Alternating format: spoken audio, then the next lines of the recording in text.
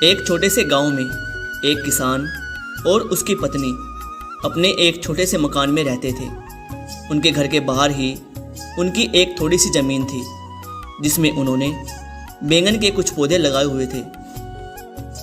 अरे भानुमती, भानुमती, अरे सुनती हो? हाँ, मैं सुन रही हूँ।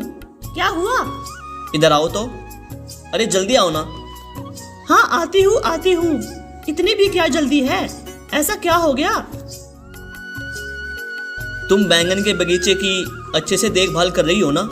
इतने दिन हो गए हैं, एक भी बैंगन नहीं आया है। मैं तो रोज अच्छे से इसकी देखभाल करती हूँ, सुबह शाम रोज टाइम से पानी भी देती हूँ, लेकिन फिर भी हमें इसका फल नहीं मिल रहा है। अच्छा ठीक है ठीक है, तुम अच्छे से इसकी देखभाल करना, मैं अभी खेत में जाता हूँ। अरे देखो भानुमती, हमारे बगीचे में एक बैंगन निकल आया है, लेकिन ये तो बस एक ही है, इसे क्या ही बाजार में बेचूं। तुम एक काम करो, तुम इसकी सब्जी बनाओ, मैं खेत से लौटकर खाना खाऊंगा, ठीक है? ठीक है। इतना कहकर किसान चला जाता है।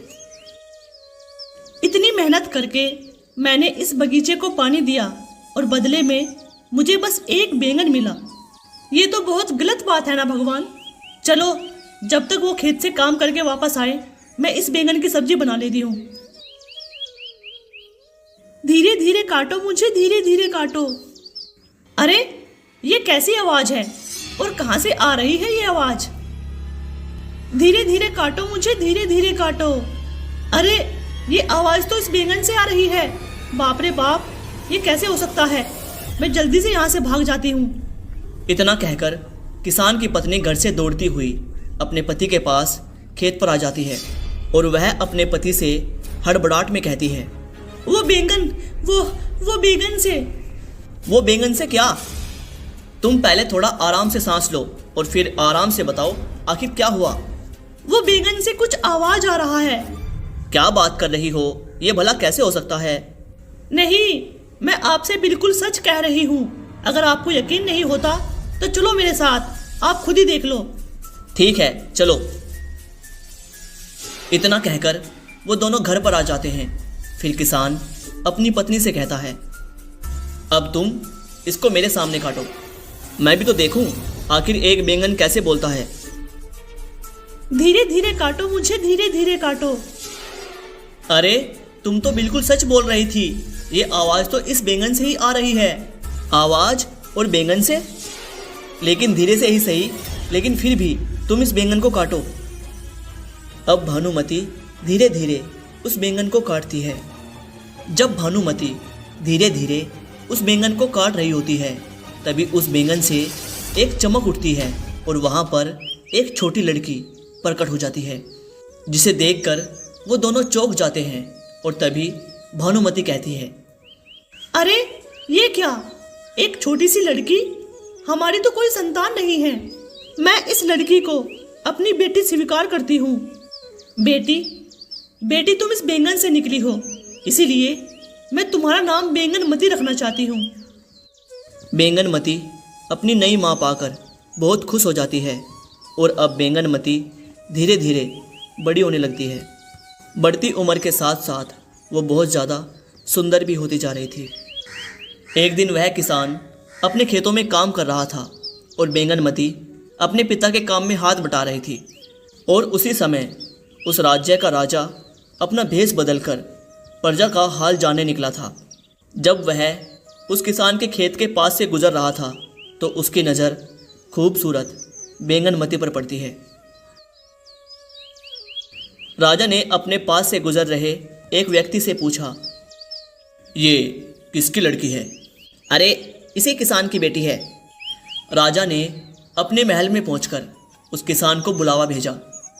महाराज, आपने मुझे बुलाया, लेकिन मैं आपकी क्या सेवा कर सकता हूं? जब तुम अपने खेत में काम कर रहे थे तो तुम्हारे साथ एक लड़की थी। मुझे जानना है वो लड़की कौन थी? महाराज, वो एक तरह से मेरी बेटी है और नहीं भी। इसका क्या मतलब हुआ? उसके बाद किसान ने सारी बातें राजा को साफ साफ बता दी। सारी बातें जानने के बाद राजा ने कहा। अच्छा, तो ये बात थी। तो मैं बैंगनमती से शादी करके उसे इस राज्य की रानी बनाना चाहता हूँ। महाराज, आप एक मामूली से किसान की बेटी से शादी करेंगे? हाँ, बिल्कुल करेंगे। हम उसकी सुंदरता पर मोहित हो गए हैं। किसान बहुत खुश हो गया। उसने घर जाकर अपनी पत्नी को सारी बातें बताई। सारी बातें सुनकर उसकी पत्नी भी बहुत खुश हो जाती है और कुछ ही दिनों बाद राजा के साथ बैंगनमती का विवाह हो जाता है। अपनी बेटी की शादी के बाद वह किसान और उसकी पत्नी दुखी रहने लगे। और इधर जब नई बहू ने महल में प्रवेश किया तो सभी ने उनका आदर से, सम्मान से, प्यार से स्वागत किया। राजा ने अपनी नई पत्नी का नाम बैंगन सुंदरी रखा। नई रानी को देखकर बड़ी रानी भी कहने लगी, तुम कितनी सुंदर हो छोटी बहन। कुछ दिन ऐसे ही बीत गए। महल के सभी लोग नई रानी की सुंदरता और स्वभाव की तारीफ करने लगे, जिसे देखकर बड़ी रानी छोटी रानी से जलने लगी। इस छोटे से किसान की बेटी ने ना जाने कहां से आकर सबका ध्यान अपनी ओर खींच लिया। मुझे तो अब कोई पूछता भी नहीं है। एक दिन की बात है, बड़ी रानी ने बैंगन सुंदरी से पूछा, छोटी रानी, तुम्हारी जान कहाँ पर है? अरे छोटी बहन, जान और कहाँ पर होगी? जान तो मेरे दिल में ही है। ये नहीं हो सकता, तुम तो इंसान के पेट से पैदा ही नहीं हुई, इसीलिए तुम्हारी जान शरीर के अंदर नहीं हो सकती। जरूर वो कहीं और पर रखी है। बड़ी बहन, तुम्हें यह बात मालूम करने की क्या आवश्यकता है? जरूरत तो कुछ नहीं, बस ऐसे ही मालूम करना चाहती थी ताकि बाद में तुम्हें कोई नुकसान ना हो। बड़ी बहन, तुम ये ख्याल छोड़ दो, क्योंकि मैं यह बात किसी से कहूंगी ही नहीं, तो मेरा नुकसान कौन करेगा? तो क्या तुम्हारी जान तुम्हारे शरीर में नहीं है? नहीं बहन, मेरी जान इसी शरीर में है। बात छिपाने से क्या होता है? असल बात तो अब खुल गई है। अब तुम बता भी दो, तुम्हारी जान कहाँ पर है? बहन, ये बात बताना मना है। भला अपनी बड़ी बहन को बताने में क्या दिक्कत है? नहीं बहन, सगे घर वालों को भी यह बात बताने की इजाजत नहीं है। छोटी रानी ने कुछ नहीं बताया, लेकिन बड़ी रानी ने भी पूछना नहीं छोड़ा। खाते पीते, उठते बैठते, सोते जागते वह बैंगन सुंदरी से बस एक ही बात पूछती रहती कि आखिर उसकी जान कहाँ पर रखी है। इसी तरह एक साल बीत गया।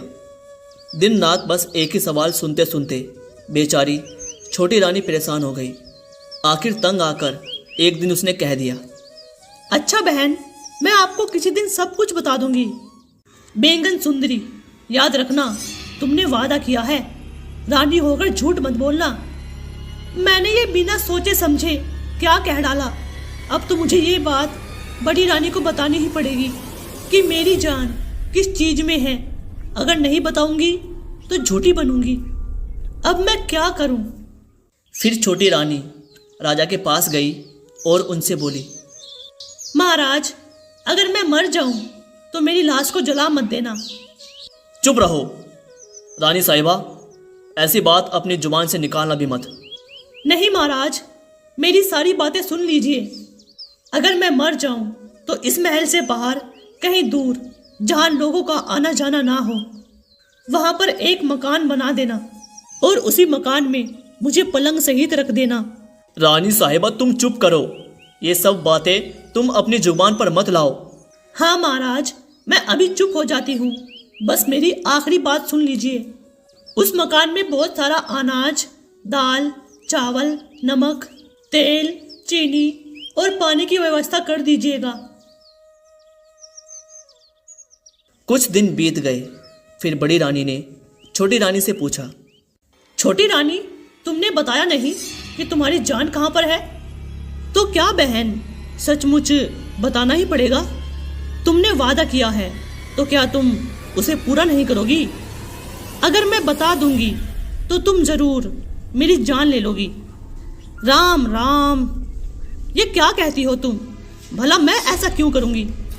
अच्छा, थोड़े दिन और ठहर जाओ, मेरे बच्चे को जन्म लेने दो, उसके बाद मैं तुम्हें बता दूंगी।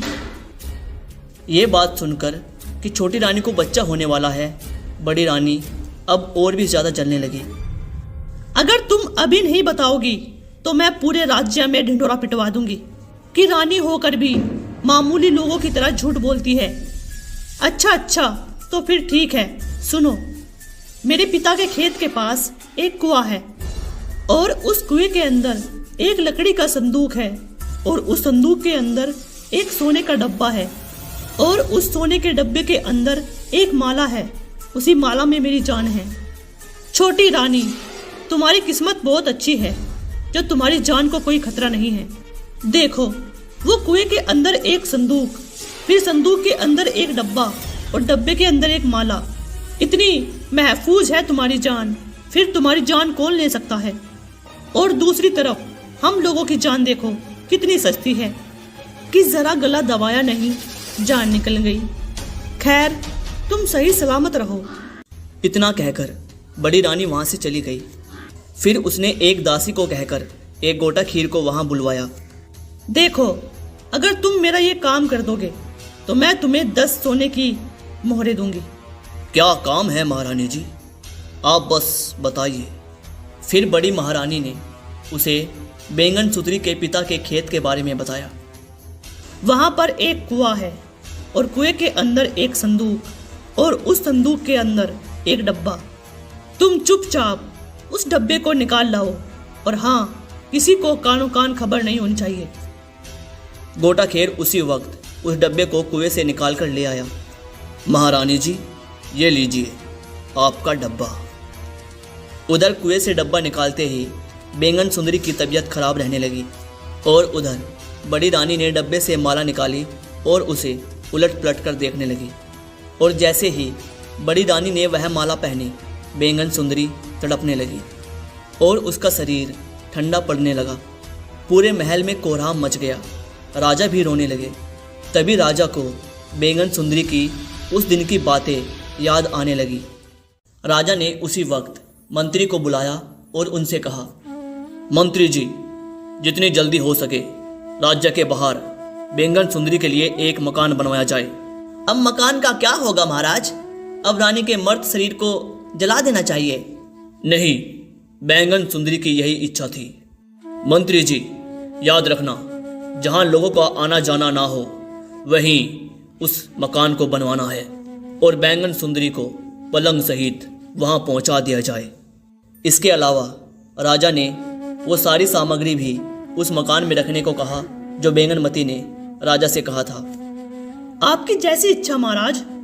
बैंगनमती ने जैसा कहा था, राज्य के बाहर बिल्कुल वैसा ही एक मकान बनवा दिया गया और बैंगन सुंदरी को पलंग सहित उस मकान में लेटा दिया गया।